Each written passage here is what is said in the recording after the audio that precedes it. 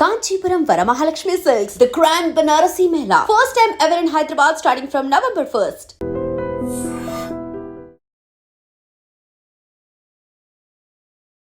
Hi, welcome to iDream. Collection king Mohan Babu పరిచయం అవసరం లేని పేరు. ఈ ఏడాదితో ఆయన ఇండస్ట్రీలోకి వచ్చి నటుడుగా 50 ఏళ్ళు పూర్తి చేసుకుంటున్నారు. ఈ నేపథ్యంలోనే ఈ నెల 22న గ్రాండ్గా ఓ ఈవెంట్ కూడా చేయబోతున్నారు. ఈ నేపథ్యంలో మోహన్ బాబు సినీ కెరీర్లో ఆయన ఎన్ని కష్టాలు పడ్డాడు, ఎన్ని అవరోధాలు దాటారు, ఎన్ని మెట్లెక్కుతూ ఆయన ఈ స్థాయిని అందుకున్నారు, ఇలాంటి అన్ని విశేషాలని మనకు తెలియజేయడానికి film critic, film journalist Bharadwaj గారు మనతో ఉన్నారు. ఆయన అడిగి ఆ విశేషాలు తెలుసుకుందాం. హాయ్ సార్, నమస్తే. నమస్తే. సార్, మోహన్ బాబు అంటే ఒక లెజెండరీ యాక్టర్. ఆ గొంతులో ఆ గాంభీర్యత కానీ, ఆ యాక్టింగ్ కానీ ఇప్పుడున్న కాంటెంపరీ యాక్టర్స్లో సరిగ్గా వాడుకుంటే ఒక టాప్ లిస్ట్లో ఉండే యాక్టర్ అనమాట. అవును.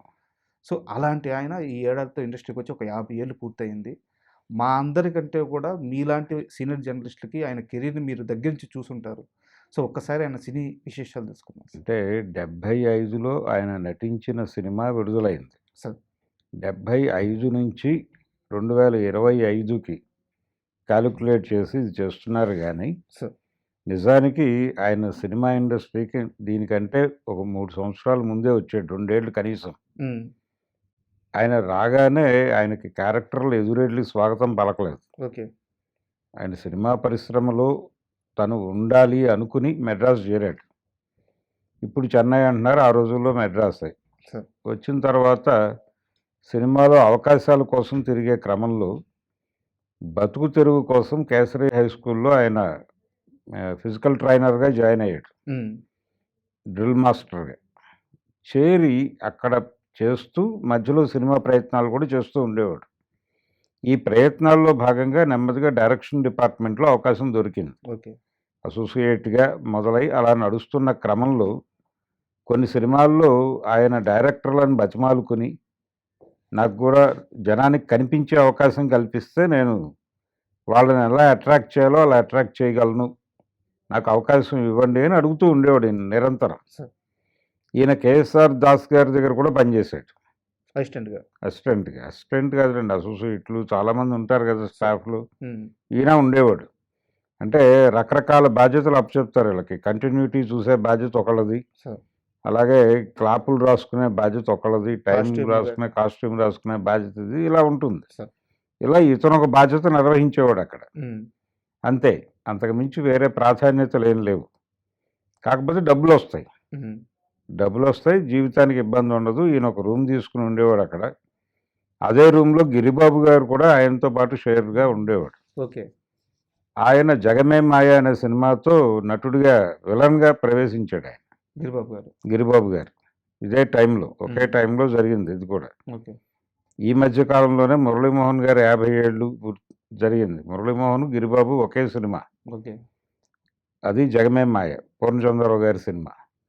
అయితే మోహన్ బాబు గారు ఇలా ప్రయత్నం చేస్తూ ఉండగా దాసరి గారు ఆయన పూర్తిగా కొత్త నటులతో సినిమా తీయాలి అని ఒక నిర్ణయం తీసుకున్నాడు. స్వర్గం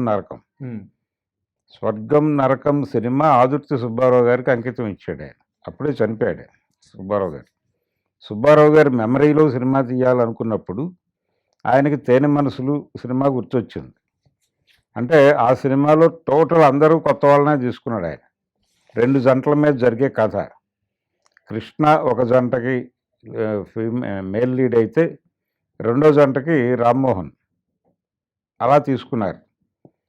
అలా ఇందులో కూడా 2 జంటలను పెట్టారు. స్వర్గం నరకంలో కూడా టోటల్ కొత్త ఆర్టిస్టులు ఉండాలి, 2 జంటలు ఉండాలి. ఒక జంట ఈశ్వర్రావు, ఫటాఫట్ జయలక్ష్మి. ఇంకో జంట మోహన్ బాబు, అన్నపూర్ణ గారు రంగస్థల నటి. ఆవిడ అసలు పేరు ఉమా అనే పేరుతో ఆవిడ జంజాల్ గారి నాటకాల్లో కూడా నటించేది. జంజాల్ గారి నాటకాల్లో హీరో పాత్ర వేసేవాడు, ఈవిడ హీరోయిన్ వేసేది. అలా కొంతకాలం నడిచింది అది. ఆ రంగస్థలంలో ఉన్న వాళ్ళనే సినిమాలో తీసుకున్నారు స్వర్గం నరకం సినిమాలోకి. అయితే యాక్చువల్గా స్వర్గం నరకంలో మోహన్ బాబు గారు చేయాల్సినటువంటి క్యారెక్టర్ని వేరే ఒక రంగస్థల నటుడిని అనుకున్నాడు ఆయన, దాసరి గారు. అనుకుని అతన్ని పికప్ చేద్దాం అనుకున్నాడు. ఆయన వ్యాపారాలు ఉన్నాయి ఆయనకి ట్రాన్స్పోర్ట్ బిజినెస్లో అవి. ఓకే. అయితే వీళ్ళకి కూడా ఓకే చెప్పాడు ఆయన. హ్మ్. చెప్పి కరెక్ట్గా షూటింగ్ మొదలయ్యే టైంకి అతనికి వేరే ప్రాజెక్టులో బిజీగా ఉండి దీన్ని అవాయిడ్ చేశాడు. షూటింగ్ షూటింగ్కి రాలా. ఓకే. అయితే మెడ్రాస్ నుంచి అందరూ బయలుదేరుతున్నారు స్వర్గం నరకం షూటింగ్ కోసం. విజయవాడలో జరిగింది అది. హ్మ్. విజయవాడలో షూటింగ్కి అందరూ వెళ్ళిపోతున్నారు అని చెప్పి ఈయన దాసరి గారి అసిస్టెంట్లతో మాట్లాడటం మొదలుపెట్టాడు మోహన్ బాబు. వేరే ఆర్టిస్ట్ని తీసుకున్నాడు. ఏదైనా మిరకిల్ జరిగితే నువ్వు ఉంటావు, నువ్వు కూడా వచ్చేసాయని చెప్పారు వాళ్ళు. ఓకే. సరే చూద్దామని చెప్పి వచ్చాడు ఆయన. ఆశ లేదు. ఆశ లేదు. హ్మ్. ఏదైనా మిరకిల్ జరిగితే అవకాశం దొరకచ్చు రా అని చెప్తే వచ్చాడు అంతవరకే. హ్మ్. తీరా ఇక్కడికి వచ్చాక ఆ నటుడు మిస్ అవటము, ఆయనకు కోపం రావడం దాసరి గారికి, ఇదేంటి ఈ ప్రాజెక్ట్ అనుకున్నట్టుగా లాంచ్ అవ్వలేదు అని హ్మ్. అనుకున్నప్పుడు వేరే వాళ్ళు సలహా చెప్పారు ఇతను వచ్చి ఉన్నాడు అక్కడి నుంచి. వెంటనే ఇతన్ని పిలిచి ఒక చిన్న టెస్ట్ చేసి ఓకే అనుకున్నాడు. ఆ క్యారెక్టర్లో పెట్టేసుకున్నాడు ఆయన. హ్మ్. అంతకు ముందు ఆయన అల్లూరి సీతారామరాజు సినిమాలో కనిపిస్తాడు మోహన్ బాబు. సో అల్లూరి సీతారామరాజు సినిమాలో సీత పాత్ర పెళ్లి చేసుకోవడానికి ఒక పెళ్లి కొడుకు వస్తాడు. పెళ్లిపేటల మీద ఆవిడ చనిపోతుంది. హ్మ్. ఆ పెళ్లి కొడుకు ఈయనే మోహన్ బాబే. చాలా మందికి తెలియదు. అలాగే కన్నవారి కలలు అనే ఆరాధన, రాజేష్ ఖన్నా ఆరాధన రీమేక్ శోభన్ బాబుతో చేశారు. అందులో శోభన్ బాబు ఎయిర్పోర్ట్లోంచి బయటకు వచ్చేటప్పుడు ఆ పక్కన నడిచే ఇద్దరిలో ఈయనొకడు. హ్మ్. అలా అడపాదడపా తెర మీద కనిపించడం అనేది ఉండేది. డైరెక్షన్ డిపార్ట్మెంట్లో ఉండి అవును. డైరెక్టర్లందరినీ బతిమాలుకుని ఇలాంటి వేషాల్లో కనిపించేవాడు ఆయన. పూర్తి స్థాయి నటుడిగా కనిపించిన సినిమా స్వర్గం నరకం. ఓకే. అందులో నెగిటివ్గా మొదలై పాజిటివ్గా ఎండ్ అయ్యే క్యారెక్టర్ అది. ఈశ్వర్రావుది పాజిటివ్గా మొదలై నెగిటివ్గా ఎండ్ అయ్యే క్యారెక్టర్.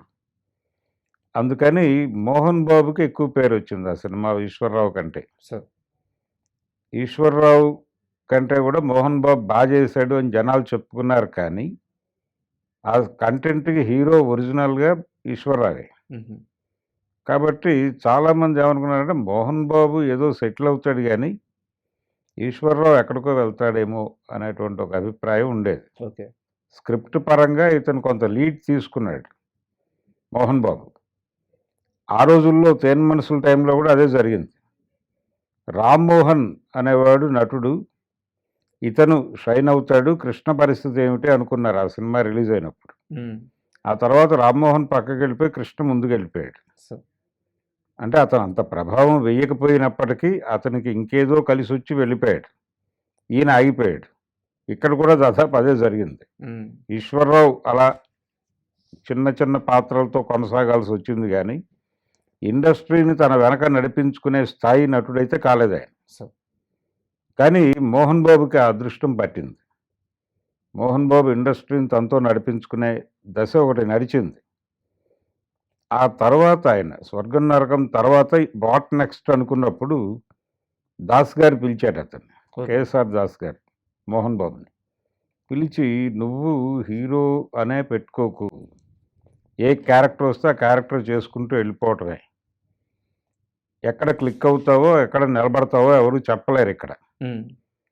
అని ఆయన ఏం చేశాడంటే త్రిమూర్తి ప్రొడక్షన్స్ వాళ్ళకి భలే దొంగలు అని ఒక సినిమా చేస్తున్నాడు అప్పుడు ఆయన.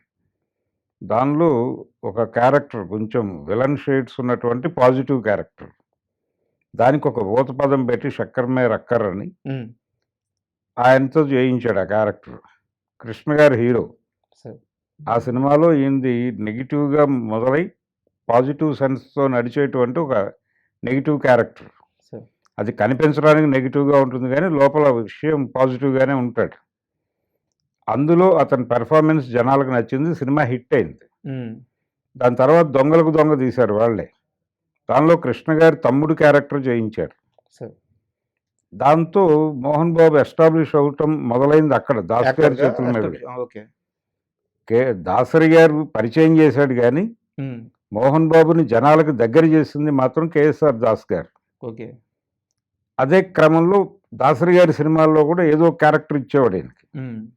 కొంచెం ప్రత్యేకత ఉన్న క్యారెక్టరు, కామెడీ మిక్స్ చేసిన విలనీ తరహా క్యారెక్టర్లు చేసేవాడు అక్కడ దాసరి గారి కాంపౌండ్లో. ఈ లోపు రాఘవేంద్రరావు గారికి కనెక్ట్ అయ్యాడు అతను. హ్మ్. రాఘవేంద్రరావు గారు కూడా తన సినిమాల్లో ఏదో ఒక పాత్ర ఇచ్చేవాడు. అంటే మోహన్ బాబుని చాలామంది విలన్ అనుకుంటారు కానీ నిజానికి ఆయన ప్రధాన విలన్గా నటించిన సినిమాలు తక్కువే. 16 ఏళ్ల వయసు ఇలాంటి సినిమాలు కొన్ని చేశాడు, లో బడ్జెట్ సినిమాలు. సార్.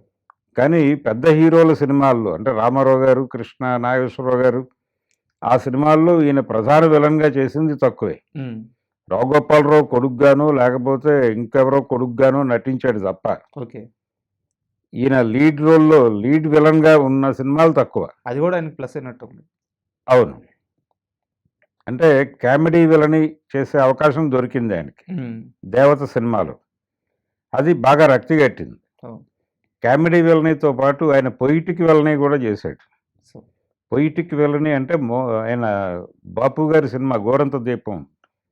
గోరంత దీపంలో పిబి శ్రీనివాస్ గారి ప్లేబ్యాక్లో ఆరుద్ర గారి కోనలమ్మ పదాలన్నీ పాడించి రికార్డ్ చేశారు. అవి ప్లే అవుతుంటాయి వెనకాల మోహన్ బాబు కనిపించినప్పుడల్లా. వాటి మీద మోహన్ బాబు, ఇషానార్య గారి కెమెరా, చాలా అందంగా ఉంటాడు ఆ సినిమాలో మోహన్ బాబు. అలా గోరంత దీపంలో పొయిటికి వెళ్ళని ఆ అవకాశం అంతకు ముందు ఎవరికి రాలేదు, ఆ తర్వాత ఎవరికి రాలేదు. దాన్ని చాలా బాగా పెర్ఫామ్ చేశాడు తను. ఇలా నడుస్తున్నటువంటి ప్రయాణం, విలన్గా నడుస్తున్నటువంటి ప్రయాణంలో అడపాదడపా కొన్ని పాజిటివ్ క్యారెక్టర్స్ వచ్చేవి. ఆ పాజిటివ్ క్యారెక్టర్స్లో జనాల్ని మెప్పించగలిగేవాడు ఇతను. జనాలకు కూడా ఇతని మీద ఒక కాన్ఫిడెన్స్ వచ్చేసింది. ఎస్టాబ్లిష్డ్ విలన్గా ఉన్నాడు అప్పటికి. సత్యనారాయణ గారి తర్వాత పరిస్థితుల్లో ఇలా నడుస్తున్నటువంటి సమయంలో నెమ్మదిగా మళ్ళీ హీరోగా వెళ్ళాలి అనేటువంటి ప్రయత్నం. ఆ ప్రయత్నంలో భాగంగానే ప్రతిజ్ఞ అనే సినిమా తన బ్యానర్లో మొదలుపెట్టాడు. తను హీరోగా చేసుకోవడానికి బ్యానర్ స్టార్ట్ చేశాడు. అవును, కుమార్తె పేరుతో. ఈ మధ్యలో చిన్న వివాదం ఒకటి జరిగింది ఆయన జీవితంలో. ఆయన మొదటి భార్య చనిపోవటము, దాని మీద కొంత నెగిటివ్గా ఒక వార్త ఒక పేపర్లో రావటం, ఆ జర్నలిస్టులతో ఆయన ఆ రోజుల్లో మెడ్రాస్లో గొడవ పడటం, అదొక పంచాయతీ జరిగింది. ఆ తర్వాత అందరూ సర్దుకున్నారు ఆ కేసుకు సంబంధించి, బయటపడిపోయాడు ఈయన కూడా. అలా ఈ ప్రయాణంలో ఆ తర్వాత దొరికినటువంటి అవకాశం, ఈ కామెడీ విలనీలు ఇలాంటివన్నీ చేస్తూ, ఈ పొయిటిక్ విలనీ చేస్తూ అలా స్థిరపడుతున్న టైంలో నెమ్మదిగా అంటే అందంగా కనిపించేటువంటి విలన్ అనే ఒక అభిమానాన్ని సంపాదించుకున్నాడు ఇతను. నిజానికి ఈ ఇమేజ్ అంతకుముందు ఆర్ నాగేశ్వరరావు గారికి ఉండేది. ఓకే. ఆయన కూడా ఆజానుబాహుడు, చాలా అందంగా ఉంటాడు, ఇతను విలన్ ఏమిటి అనుకునే లోపు విలనీ ఏమిటో చూపిస్తాడు అతను. ఆ పద్ధతిలో నడిచాడు. ఆ ధోరణిని అడాప్ట్ చేసుకున్నాడు. మోహన్ బాబు గారికి అభిమాన నటుడు నాగభూషణం. ఓకే. నాగభూషణం గారి కట్సు, ఆయన డైలాగ్ డెలివరీ, ఆ పద్ధతి, ఇదంతా దానికి ఏకలవ్య శిష్యుడు ఈయన నాగభూషణానికి. అది ఆయన ఎక్కడా చెప్పుకోలేదు కానీ అది వాస్తవం. ఓకే. ఆయన నటనలో నాగభూషణం కనిపిస్తాడు అప్పుడప్పుడు. చాలా మంది అట్లా విసరడంలో అవును, ఆ టచ్ ఆ కనిపిస్తుంది. ధోరణి అవును. ఆయన చాలా నేర్చుకున్నాడని నా డౌట్ నాగభూషణాన్ని చూడటం ద్వారా. తేనె పూసిన కత్తి లాంటి పాత్రలు చాలా అద్భుతంగా చేసేవాడు ఆయన. ఈ తేనె పూసిన కత్తి లాంటి అభినయాన్ని ఆయన దగ్గర నేర్చుకుని థియేటర్లో జనాలని ఆయన విపరీతంగా అట్రాక్ట్ చేసేవాడు మోహన్ బాబు. ఈ ప్రయాణంలో దేవతలో ఆయన చేసినటువంటి కామెడీ విలని అంటే ఆస్తులు పంచేసుకుందామని నిర్మలమ్మ గారు రావుగోపాలరావు దగ్గర పంచాయతీ పెట్టినప్పుడు, నాకు ఏ అభ్యంతరం లేదు, ఆస్తి నాకు ఇచ్చేసి, పాస్తి బామ్మకి ఇచ్చేసి, గొడ్డు గోదా బామ్మకి ఇచ్చేసి, నాకు ఏ అభ్యంతరం లేదు, గొడ్డు నాకు ఇచ్చేసి, ఇది చాలా అద్భుతంగా పేలింది. అలాగే అంతకు ముందు రావుగోపాలరావు క్యారెక్టర్ నుంచి ఇతనికి తాలూకా లక్షణాలన్నీ చదివిస్తూ ఉంటాడు. మొన్న గొడ్లపాకలో నుంచి బలానా వాళ్ళ గొడ్లపాకలోంచి గొడ్లు కొట్టుకెళ్ళిపోయింది అంటాడు ఆయన. ఆ కేటుగాడు వీడే అని చెప్పి ఈయన కెమెరా ముందుకు వచ్చి చెప్తాడు. అది జనాలను విపరీతంగా ఎంటర్టైన్ చేసింది ఆ సీన్. ఇలా మోహన్ బాబులో అనేక రకాల కేవలం మాడ్యులేషన్ కాదు, అంటే ఆ క్యారెక్టర్లోకి పరకాయ ప్రవేశం చేసినట్టుగా కనిపించేవాడు. టోటల్ బిహేవియర్ మారిపోతుంది. దీపారాధన, దాసరి గారి డైరెక్షన్లో వచ్చిన శోభన్ బాబు గారి సినిమా దీపారాధనలో మోహన్ బాబు ఇంకోలా కనిపిస్తాడు. ఇలా విభిన్నమైన పాత్రలతో విభిన్నమైనటువంటి పద్ధతుల్లో ఆయన నటిస్తూ నటుడిగా ఎస్టాబ్లిష్ అయ్యాడు. విలనే కానీ నటుడు కూడా అని జనాలు గుర్తించారు. ఈ క్రమంలోనే ఆయన ప్రతిజ్ఞ అనే సినిమా సొంత బ్యానర్లో చేశాడు.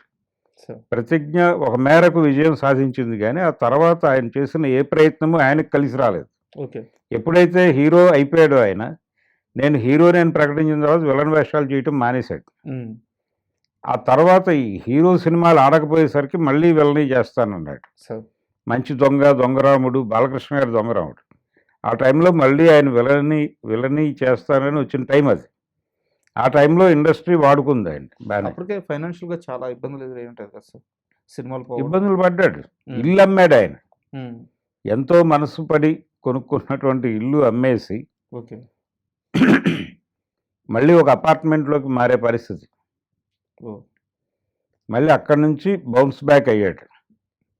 అయ్యి ఈ విలన్గా చేస్తున్న క్రమంలోనే ఒక మలయాళం సినిమాని కొన్నాడు ఆయన రైట్స్. కొని దాన్ని ఎవరితోనైనా తీద్దాం అనుకున్నాడు. ఈవెన్ బాలకృష్ణ డేట్లు ఇస్తే బాలకృష్ణతో కూడా తీయాలనుకున్నాడు. ఓకే. ఆ సినిమా పేరు అల్లుడు గారు. బా. ఆయన అప్రోచ్ అయిన ఏ హీరో కూడా ఖాళీగా లేడు అప్పుడు.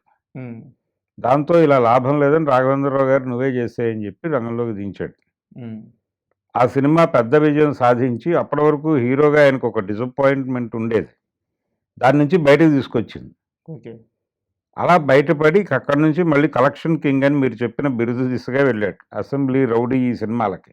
ఆ సమయంలోనే సార్ వరుసగా 6 సిల్వర్ జూబ్లీ హిట్స్ పడ్డాయి అన్నారు. అవును. ఓకే. అంటే వరుసగా రిలీజ్ అయిన ప్రతి సినిమా ఆడేసింది. ఉమ్, దాంతో కలెక్షన్ కింగ్ అనేటువంటి ఒక బిరుదు జనం నుంచి పొందాడు ఆయన. ఈ క్రమంలోనే మళ్ళీ అది ఒక 7-8 సినిమాల తర్వాత ఆగింది ఆ ప్రభావం. ఉమ్, ఆగి మళ్ళీ ఏం చేయాలి అనేటువంటి జంక్షన్లోకి వచ్చే నాటికి ఆయన వయసు కూడా తగ్గింది. ఓకే. ఈలోపు ఇతర వ్యాపకాలు పెరిగినాయి. అంటే సినిమా ప్రొడక్షను, దీంతో పాటు ఒక ఎడ్యుకేషనల్ ఇన్స్టిట్యూషన్ కూడా ఉంది ఆయనకి, శ్రీ విద్యానికేతన్ అని. సార్ ఆ శ్రీ విద్యానికేతన్ నిర్వహణ వ్యవహారాలకు సంబంధించి ఆయనకి చాలా సపోర్టు చాలామంది ఉండేవాళ్ళు. గోపాలరావు గారు, ప్రభవ గోపాలరావు అంటారు ఆయన. అలాంటి మేధావులందరూ ఉండేవాళ్ళు అక్కడ. ఆయన్ని ప్రాపర్గా గైడ్ చేసేవారు. ఆయన కూడా నడిచాడు. అలాగే సుబ్బరామిరెడ్డి గారు కూడా ఆయనకి అడ్వైజర్ అయ్యి నిజానికి ఆ స్కూల్ పెట్టడానికి కావాల్సినటువంటి ఏర్పాట్లు అవన్నీ కూడా ఆయన చలవ వలన ఏర్పడినవి, ఓకే. సుబ్బరామిరెడ్డి గారి ఆశీర్వాదంతో.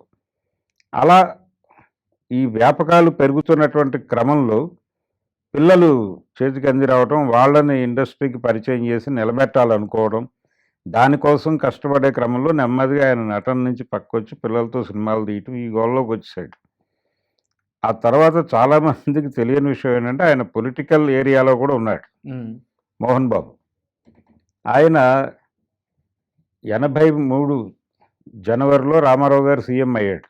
సార్ నిజానికి ఆ ఎన్నికల్లో రామారావు గారు మొదటిసారి పోటీ చేసినటువంటి ఎన్నికల్లో చంద్రబాబు నాయుడు తరఫున చంద్రగిరి నియోజకవర్గంలో ప్రచారం చేశాడు మోహన్ బాబు, కాంగ్రెస్ పార్టీకి ఓటేయమని. ఆహా. వాళ్ళిద్దరూ స్నేహితులు, అలాగే వాళ్ళిద్దరూ బంధువులు కూడా, ఓకే. మోహన్ బాబు, చంద్రబాబు. ఆ బంధుత్వము, స్నేహము రీత్యా ఆయన వెళ్ళి ఆయన కోసం ప్రచారం చేశాడు. తను రామారావు గారి అభిమాని అయినప్పటికీ ఉమ్, ఆ ఎన్నికల్లో అక్కడ మేడసాని గెలిచాడు. సార్ గెలిచి ఈయన ఓడిపోయాడు చంద్రబాబు. ఓడిపోయిన తర్వాత రామారావు గారి ప్రమాణ స్వీకారం జరిగింది ఇక్కడ జనవరిలో. ఆ ప్రమాణ స్వీకారానికి చంద్రబాబు, మోహన్ బాబు ఇద్దరు వచ్చి కూర్చున్నారు.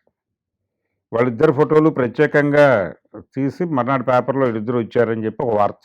ఉమ్, ఉమ్, అలా నెమ్మదిగా మళ్ళీ రామారావు గారికి దగ్గర అయ్యే ప్రయత్నం ఒకటి జరిగింది. సార్ ఆయన పెద్ద సీరియస్గా పట్టించుకోలేదు ఇవేవి. ఉమ్, అలాగే ఇండస్ట్రీలో ఎన్టీ రామారావు గారితో, అంటే ఆయన కెరియర్ చివరి రోజులు అవి, వీళ్ళు ఎంటర్ అయ్యి వీళ్ళు రైజ్ అవుతున్నటువంటి టైంలో మొదటి సినిమా సింహబలుల్లో చేశాడు ఆయన. సార్ సింహబలుల్లో రామారావు గారితో ఆయన చాలా కష్టాలు అనుభవించాడు కూడా మోహన్ బాబు. అంటే అర్థం కదా సార్. అంటే రామారావు గారితో యాక్షన్ సీన్స్ ఎలా ఉంటాయంటే ఆయన కొట్టేస్తాడు ఒక్కోసారి నిజంగానే. ఓకే. ఆ ఎమోషన్ క్యారీ కావాలి ఆడియన్స్లో రియాక్షన్ కోసం. ఉమ్, ఈ కొట్టే సందర్భాలు భరించడం కష్టంగా మారింది మోహన్ బాబుకి. ఉమ్. అదేంటి సత్యనారాయణ అన్ని సంవత్సరాల నుంచి భరిస్తుంటే నీకేంటి ఒక్క రోజుకి భయపడతావేంటి నువ్వు అని అన్నాడు రాఘవేంద్రరావు గారు. ఉమ్, చివరికి కోదండరామరెడ్డి ఆ సినిమాకి అసిస్టెంట్ డైరెక్టర్, ఆయన్ని పిలిచి బతిమారాడట. ఇప్పుడు ఒక షాట్ ఉంటుంది, నేను కొంచెం లూజ్గా పెట్టుకుంటాను కిరీటం, ఆయన కొట్టగానే పడిపోతుంది, షాట్ ఓకే అనేసి. ఉమ్, అదే జరిగిన తర్వాత రామారావు గారు పిలిచి మరీ అంత లూజ్గా పెట్టుకుంటే ఎలా ఉంటుంది, నేను కొట్టినప్పుడు ఎమోషన్ కల్పించాలి కదా జనాలకి, ఉమ్, గట్టిగా పెట్టుకో అని చెప్పి కొట్టేట్టారు. మళ్ళీ ఇలాంటి చాలా కష్టాలు అనుభవించాను నేను ఆయనతో చెప్పుకుంటాడు ఈయన. ఆ తర్వాత కీలకమైన విషయం ఏంటంటే ఆయన కొండవీటి సింహం సినిమాలో రామారావు గారి కొడుకు పాత్రలో నటించాడు. తండ్రిని వ్యతిరేకించి తండ్రి మీద తిరుగుబాటు చేసేటువంటి కొడుకు పాత్ర అది. అంటే దుర్వ్యసనాలకి లోనై తండ్రి నుంచి డీవియేట్ అయి కుటుంబం నుంచి వెళ్ళిపోయి ఎక్కడో పెరిగి తిరిగి ఇంటికి వచ్చినటువంటి ఒక కొడుకు క్యారెక్టర్, పోలీస్ ఆఫీసర్ కొడుకు క్యారెక్టర్లో చేశాడు. ఆ క్యారెక్టర్ పెర్ఫార్మెన్స్ చాలా అద్భుతంగా ఉంటుంది. అంటే రామారావు గారిని తట్టుకుని చేయవలసినటువంటి సన్నివేశం ఒకటి ఉంటుంది దానిలో. తల్లి చనిపోయింది, నువ్వు రావాలి అని చెప్పడానికి తండ్రి ఇంటికి వస్తాడు. ఒక చిన్న కర్ర ముక్క పడేసి తీసుకెళ్ళి తగలబెట్టుకొని నాకు సంబంధం లేదు, నేను రాను అని చెప్పాలి అగ్రెసివ్గా. ఎన్టీఆర్ ఒక అడుగు ముందుకేసి డైలాగ్ చెప్తాడు. ఏమాత్రము తొణక్కుండా బెనక్కుండా నిలబడి ఒక అడుగు ముందుకేసి డైలాగ్ చెప్పాల్సిన పరిస్థితి. ఇది యాక్చువల్గా చిరంజీవి గారు చేయాల్సిన క్యారెక్టర్. చిరంజీవి గారికి అడ్వాన్స్ ఇచ్చేశారు అప్పుడు. అడ్వాన్స్ ఇచ్చిన తర్వాత ఇండస్ట్రీలో సెంటిమెంట్లు కొంచెం ఎక్కువ. అంతకుముందు తిరుగులేని మనిషి సినిమాలో రామారావు గారితో చిరంజీవి చేశాడు, ఆ సినిమా ఫ్లాప్ అయింది. అందుకని అదే కాంబినేషన్ మళ్ళీ వెనకాల సినిమానే ఇది. మొన్న ఆ మధ్య చిరంజీవి గారు స్టేజ్ మీద చెప్పింది ఈ మూవీ గురించి. ఈ మూవీ ఓకే. దాంతో రాఘవేంద్రరావు గారికి చిన్న డౌట్, సెంటిమెంట్. అంటే ఆ సినిమాలో ఫ్లాప్ అయ్యాడు కదా చిరంజీవితో పెడితే, అందుకని ఇక్కడ వద్దులే మోహన్ బాబుని పెడదామని. ఇది ఒక వెర్షన్. అది చిరంజీవి అనుకుని మోహన్ బాబుకి షిఫ్ట్ అయిన క్యారెక్టర్ అనేది వాస్తవం. ఆ వాస్తవం ఇలా జరిగింది అనేది ఒక వాస్తవం అయితే దాని మీద ఒక స్పెక్యులేషన్ నడిచేది అప్పట్లో. ఆ స్పెక్యులేషన్ ఏంటంటే మోహన్ బాబు చిరంజీవి ప్లేస్లో వచ్చాడనేది అందరికీ తెలుసు. అంటే అందులో పర్టికులర్గా ఆ సీన్ అంటే రామారావు గారు ఇతని మాటలు విని చాలా కోపోద్రిక్తతతో ఇలా ముందుకు లేస్తాడు.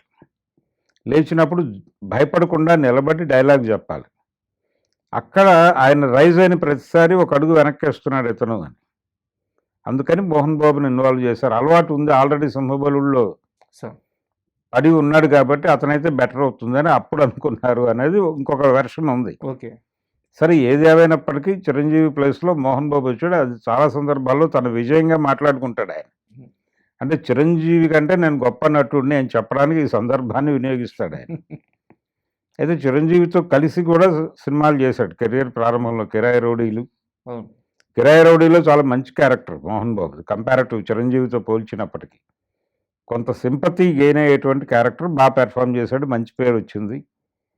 ఆ తర్వాత కూడా మంచి దొంగ సినిమాలో విలన్గా నటించాడు. తర్వాత చక్రవర్తి అనే సినిమాలో ఒక రకమైనటువంటి విలన్ షేడ్స్లో ఉండేటువంటి పాజిటివ్ క్యారెక్టర్ చేశాడు. పట్నం వచ్చిన ప్రతిభతలు కూడా ఇద్దరు కలిసి చేశారు, అన్నదమ్ములుగా నటించిన సినిమా అది.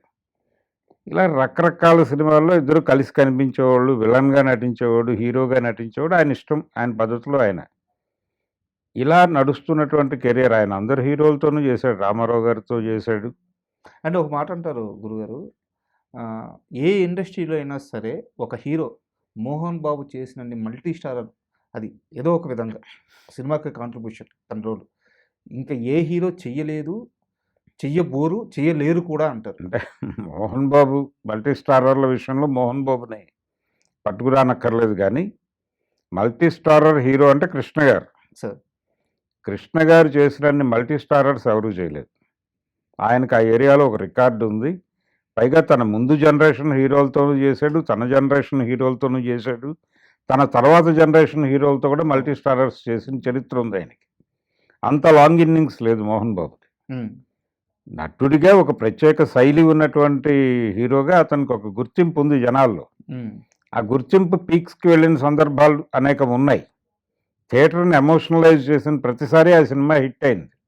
మోహన్ బాబు నటించిన ఏ సినిమాని కూడా జనాలు వాంటెడ్గా బ్యాడ్ చేసి పక్కకి గెంటిన సందర్భాలు లేవు. అలాంటి నటుడిగా అతను ఒక ప్రత్యేకమైన అభిమానాన్ని సంపాదించుకున్నాడు.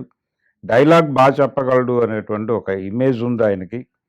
డైలాగ్ కింగ్ అనేటువంటి అభిప్రాయం. అంటే ఆయనే చెప్పుకున్నట్టుగా ఒక వేదిక మీద రామారావు గారి తర్వాత తెలుగు ఇండస్ట్రీలో బలంగా డైలాగ్ చెప్పేవాడిని నేనే అని అక్కినేని అన్నపూర్ణమ్మ గారు అన్నారు అని చెప్పాడు. అక్కినేని నాగేశ్వరరావు గారు ఉండగానే సో వేదిక మీద ఆయన లేచి, ఇప్పుడు అడగడానికి కూడా ఆధారం లేని నా భార్యను పట్టుకొని ఆవిడ అంది అని చెప్పి రామారావు గారి కంటే ఆ తర్వాత డైలాగ్ చెప్పగలిగిన నటుడిని నేనే అని తను క్లెయిమ్ చేసుకోవటం ఏమిటి అని ఆయన క్వశ్చన్ చేశాడు. అయినప్పటికీ అలా చెప్పేవాడు ఆయన. అలా ఈ విద్యానికేతను, ఈ సినిమా నటనతో పాటు విద్యానికేతను స్కూల్ నిర్వహణ, ఆ స్కూల్ నిర్వహణతో పాటు ఆయన పాడి పరిశ్రమ, చిత్తూరు జిల్లా పాడి పరిశ్రమ అభివృద్ధి కోసం హెరిటేజ్ డైరీ అనేది ప్రారంభించింది కూడా మోహన్ బాబే. ఓకే. ఆ తర్వాత అది హెరిటేజ్ ఫుడ్స్ గాను రకరకాల రూపాంతరాలు చెంది ఈయన్ని చైర్మన్ పదవి నుంచి తప్పించి అది నారావారి కంట్రోల్లోకి వెళ్ళిపోయింది అంతిమంగా. మొదట ప్రారంభమైనప్పుడు దానిలో మొదటి భాగస్వామి వీళ్ళ ఫ్యామిలీ నుంచి బాలకృష్ణ గారు వచ్చారు. ఆ తర్వాత చాలామంది వచ్చారు. నెమ్మదిగా ఆ బోర్డును తమ కంట్రోల్లోకి తీసుకున్నారు. మోహన్ బాబుని బయటకు పంపించారు. ఆయన తీవ్రంగా గాయపడ్డాడు. ఒక రోజంతా ట్యాంక్ బండ్ దగ్గర గొడవ చేశాడు. తర్వాత నెమ్మదిగా మర్చిపోయాడు, ఆ విషయం వదిలేశాడు ఆయన. ఇలా ఆ ప్రయాణం, వ్యాపారము, సినిమా ఈ రెండింటిని మిక్స్ చేసుకుంటూ డైరెక్షన్ తప్ప అన్నీ చేశాడు ఆయన. సరే, ఒక చిన్న సినిమా ప్రస్తావన అంటే మోహన్ బాబు గారి గురించి మాట్లాడుకుంటూ పెదరాయుడు ఆ ప్రస్తావన లేకపోతే కొంచెం అసంపూర్తిగా అనిపిస్తుంది. అందుకని ప్రత్యేకంగా పెదరాయుడు ఒకటే కాదండి, అంటే పెదరాయుడు అనేది ఒక క్రైసిస్ పీరియడ్లో వచ్చిన సినిమా. సార్ క్రైసిస్ పీరియడ్ అంటే అంతకుముందు వరుస ఫ్లాపులు వచ్చేసినాయి ఆయనకి సడన్గా. అంటే వీటి నుంచి ఎలా బయటపడాలి అనే సందర్భం 2-3 సార్లు వచ్చింది ఆయనకి. అల్లుడు గారికి ముందు ఉన్నటువంటి పరిస్థితే పెదరాయుడు ముందు కూడా వచ్చింది. ఓకే.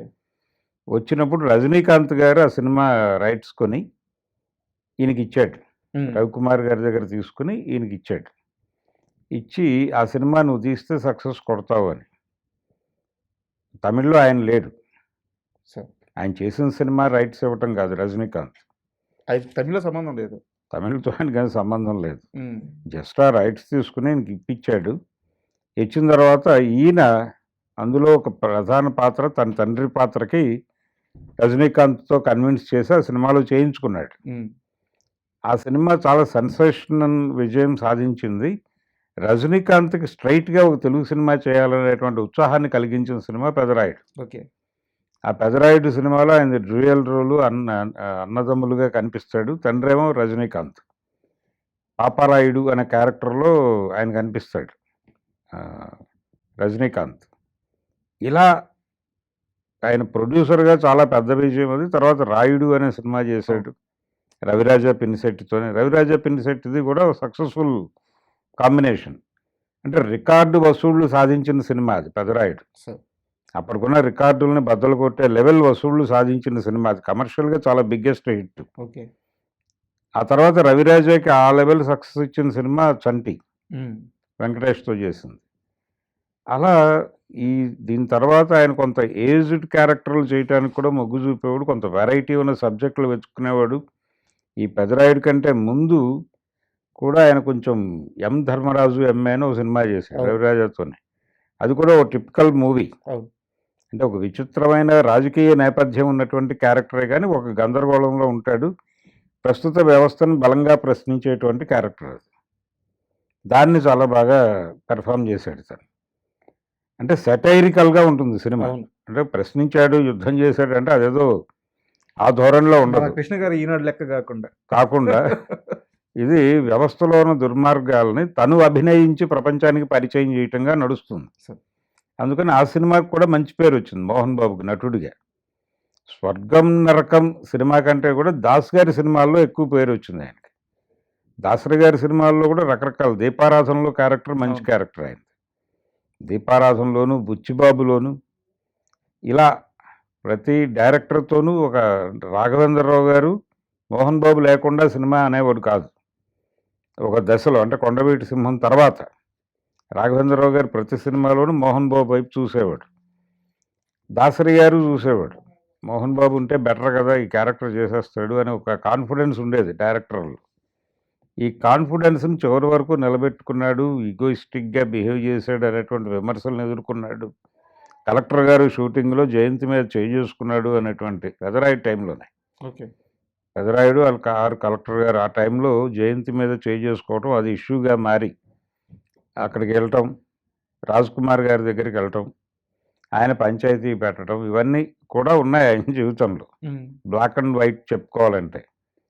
అలా ఇప్పుడు ఆయన రీసెంట్గా వాళ్ళ అబ్బాయి చేసినటువంటి భక్త కన్నప్పలో ఒక ప్రత్యేక పాత్రలో కనిపించాడు. ప్రత్యేక పాత్రల్లో చేస్తున్నాడు, కానీ దానికి ఒక సీరియస్ కొనసాగింపు దొరకటం లేదు. ఇప్పుడు ఈ 50 ఏళ్ళు అయిన సందర్భంగా ఆయన తిరిగి తెర మీద యాక్టివ్ కావాలని కోరుకుంటున్నాడు. కోరుకుంటూ ఈ క్రమంలో ఏజ్డ్ క్యారెక్టర్లు చేయాలని బలంగా అనుకుంటున్నాడు ఆయన. కొంతమంది స్క్రిప్ట్లు వింటున్నాడు, ఓకే చెప్తున్న వాళ్ళకి ఓకే చెప్తున్నాడు. ఒక ఎన్ఆర్ఐకి ఎవరికో వచ్చింది, అవును బాగుంది, ఒక ఎన్ఆర్ఐకి ఏదో ప్రాజెక్ట్ చేస్తారని కమిట్మెంట్ ఇచ్చాడు ఆయన.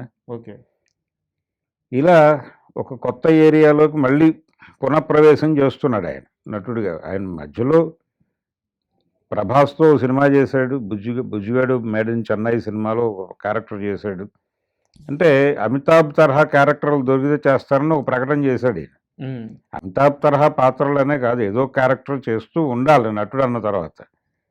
రాజకీయాల్లో ఉంటే గొడవ వేరు, రాజకీయాల్లో ఉండి సినిమాలు చేశాడు రామారావు గారు. కాబట్టి సినిమా అనేదాన్ని వదిలిపెట్టడం మోహన్ బాబు కుదురుతుందని నేను అనుకోను, అలాగే అభిమానులు కూడా అనుకోరు. కుటుంబానికి సంబంధించి కూడా ఈ మధ్య కాలంలో కొన్ని తలకాయ నొప్పులు ఫేస్ చేశాడు ఆయన. సౌందర్యతో తనది చాలా హిట్ పేరు అని చెప్పుకునేవాళ్ళు ఆ రోజుల్లో, పెదరాయుడు ఈ సినిమాలన్నీ చూసిన తర్వాత. అదే సౌందర్యతో లింక్ అయ్యి ఒక పుకారు కూడా షికారైంది ఈ మధ్యకాలంలో. ఆయన ఫామ్ హౌస్ సైట్ ఆవిడ కోసం చూసిన స్థలం అని, దానిలోకి ఈయన అక్రమంగా ఎంటర్ అయ్యాడని, వాళ్ళ అగ్రిమెంట్ బద్దలు కొట్టి ఈయన ఎంటర్ అయ్యి తన అగ్రిమెంట్ చేయించుకున్నాడని, ఇలా ఒక వివాదం. అంటే మోహన్ బాబు మీద వివాదాలు సర్వసాధారణం అనే పరిస్థితికి ఉన్నాయి రకరకాలుగా. నేను ఇందాక చెప్పినటువంటి ఈ ఆంధ్రభూమి ఇన్సిడెంట్ దగ్గర నుంచి మొదలు పెడితే ఇలాంటివి చల్లాచెదురుగా ఉన్నాయి కొన్ని. ఈ మధ్య కాలంలో వారి ఫ్యామిలీకి సంబంధించి, ఇద్దరు కొడుకులకు సంబంధించిన వివాదంలో ఆయన ఇరుక్కుని చాలా మానసిక క్షోభను అనుభవించాడు ఒక రకంగా. ఇప్పుడిప్పుడే కోలుకుంటున్నాడు దానిలో నుంచి. చిన్న కొడుకు ఒక విజయం దొరికింది, మొన్న రిలీజ్ అయినటువంటి మిరాయి సినిమాతో ఒక సక్సెస్ ట్రాక్ ఎక్కాడు అతను. అతనితో ఇష్యూ లేదు. ఇప్పుడు పెద్ద కొడుకు కూడా ఏదో తిప్పలు పడుతున్నాడు. మొత్తానికి పిల్లలు సెటిల్ అయ్యారు అనేటువంటి ఒక సాటిస్ఫాక్షన్ పొందుతున్నటువంటి సమయంలో, ఒక పాజిటివ్ వాతావరణం ఉన్న సమయంలో 50 ఏళ్ళ సెలబ్రేషన్స్ చేసుకోవటం మోహన్ బాబు గొప్ప విషయం. అండ్ చాలా థ్యాంక్ యూ సార్. ఎందుకంటే ఒక నటుడి 50 ఏళ్ళ ప్రస్థానం ఇది ఎక్కడ మాకు పుస్తకాల్లో దొరికేది కాదు, ఒక డివిడీలోనో క్యాసెట్లోనో ఒక డాక్యుమెంటేషన్లోనో మాకు దొరికేది కాదు. మీలాంటి సీనియర్ జర్నలిస్టులు కూర్చొని వాళ్ళ ప్రయాణాన్ని, వాళ్ళ ప్రస్థానాన్ని ఇలా వివరంగా చెప్పాలి, ఈ తర్వాత తరం తెలుసుకోవాలి. చాలా ముఖ్యం కూడా ఇది. మీ విలువైన సమాచారాన్ని, మీ విలువైన సమయాన్ని మాకు ఇచ్చినందుకు ధన్యవాదాలు. Thank you. And for more videos, Please subscribe to iDream. Please subscribe to iDream. Please subscribe iDream. And please subscribe to iDream. For more videos, subscribe to iDream.